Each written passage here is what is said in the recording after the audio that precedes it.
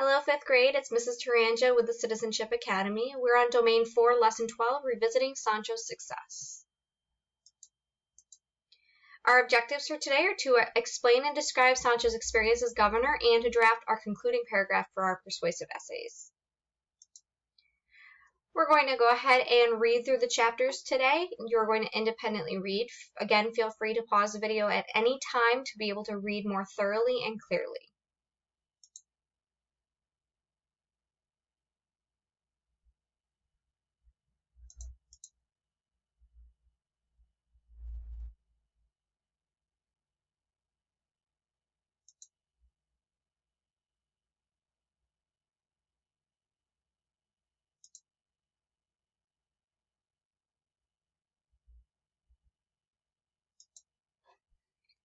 Okay, our word work for today is reason. They had not expected a man who would reason so well.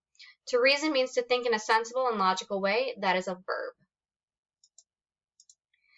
Today we're going to be working on our concluding paragraph. Remember, a concluding paragraph is to sum up what you've already written. You're going to incorporate your opinion that you've already written in your introductory paragraph in your concluding paragraph. So your concluding paragraph should restate your opinion from the introductory paragraph with an emphasis that what are you trying to persuade the reader to believe in. Then you're going to use some other persuasive strategies to continue to change that reader's mind. And then you're going to have your conclusion provide the reader with one final thought, something that's going to stick in their mind to remember that finishes out your essay. So a lot of times people use their introductory paragraph to write your you use your introductory paragraph to write your conclusion essay. That's fine, but remember we're going to change it so it's not an exact copy of our introductory paragraph because that's not a strong ending to our essay that we worked so hard on.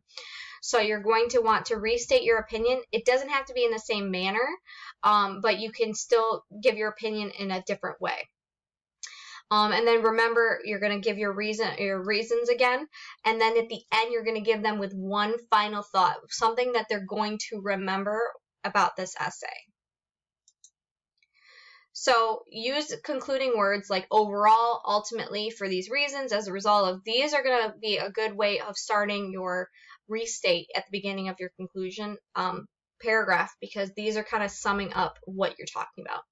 Then remember, you're going to restate your opinion in a different way. Do not copy exactly how you wrote it in the first paragraph because it's not very strong when you're writing a persuasive essay. Now, remember when I said you can, you're trying to change it? Now put in a quotation from the text. In the text it said, and pull something that's going to support it. Now don't just pull a random quote from the story because that does not support your opinion. You're going to want to pull a strong quote that's going to go along with what you are giving your opinion on. And now use some emotion to persuade that reader. So give some feeling into it. And then leave the reader on a positive note by saying something nice about Don Quixote. Even if you don't agree with who he is, if you leave someone on a more positive note and not saying, oh, Don Quixote is crazy, that's not going to leave the reader with a good taste in their mouth. So it's really important that you're going to want to sum it up with something nice about him, something that you approve about him, and work around it. And that's a good way of concluding your paragraph. This is an example of a conclusion essay. Remember, we're using the fisherman and his wife, story, so that way you can use your own conclusion based on the prompt that was given to you. So this is my example of a strong conclusion.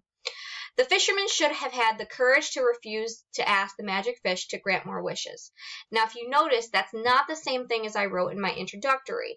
So it's really important that you change it so it's not the same. By ignoring the growing greed of his wife and increasing danger of the sea, the fisherman and his wife got what they deserved in the end. Now, this sentence, you can feel that emotion that I'm trying to give. That's showing my anger towards it. You know what? They got what they deserved based on that. This tale reminds us all to be very careful what we wish for. Now, this is a strong ending because it leaves the reader with something to think about, and it's a more on a positive note. I'm not saying, oh my gosh, the fisherman made such a bad decision. I'm not going to end my paragraph like that or my sentence, my whole essay like that. by ending it saying, hey, we should all be careful what we wish for, we lift it up at the end, and it helps the reader remember the ending.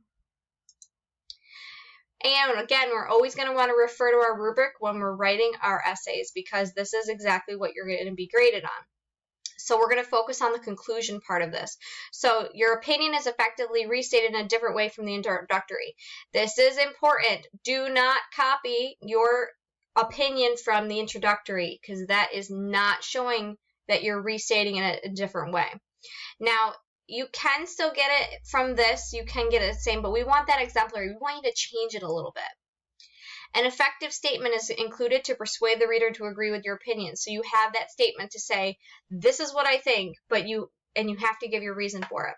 And it provides an original final thought about that opinion. So again, it sums it up in a conclusive way.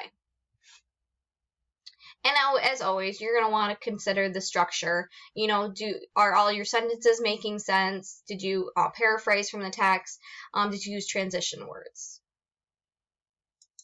So your assessment for today is you're going to draft that concluding paragraph using your introductory and body drafts you've already written. And remember, your prompt is, do Don Quixote's good intentions justify his actions?